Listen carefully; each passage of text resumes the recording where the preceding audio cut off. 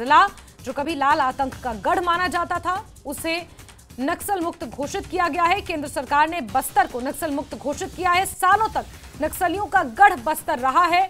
अबूझ माड़ और उड़ीसा से लगती हुई ये पूरी सीमा जहां पर लाल आतंक इस कदर फैला हुआ था कि यहां पर विकास नहीं हो पाता था, यहां पर आम नागरिक का जाना बेहद मुश्किल होता था, यहां पर फोर्सेस का पहुंचना नामुमकिन होता था। और अब जिस तरह से नक्सलवाद के खिलाफ आंतरिक चुनौती के तौर पर नक्सलवाद को देखा जाता था, आंतरिक सुरक्षा चुनौती के तौर पर नक्सलवाद को देखा जाता था, बीते 10 सालों में नक्सलवाद को लेकर सरकार की जो नीति रही है उसका नतीजा यह है कि सरकार ने अब नक्सलवाद मुक्त बस्तर को घोषित कर दिया है। बस्तर का यह पूरा इलाका जो लाल आतंक का गढ़ कहा जाता था, यहां पर नक्सली गांजे की खेती करते थे और बस्तर की इन गुफाओं में, जंगलों में छिपकर नक्सलवादी बैठे होते थे। विकास कार्यों को प्रभावित किया जाता था। सड़क बनाने के काम में लगी पोकलेन मशीनों को जलाया जाता था रात में। और फोर्सेस का यहां पहुंचना सबसे बड़ी बात है कि इस तरह नामुमकिन होता था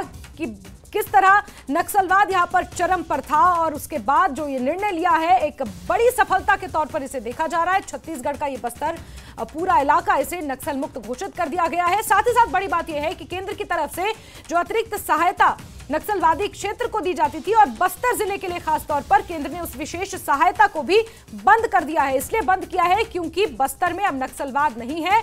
यहां पर आम नागरिक सुख और शांति से रह सकेंगे, मुख्य धारा से जुड़ सकेंगे, विकास से जुड़ सकेंगे। और जहां पहले गांजे की खेती होती थी वहां पर अब नॉर्मल खेती की जाएगी। किसान अब इस पूरे इलाके में खेती कर सकेंगे।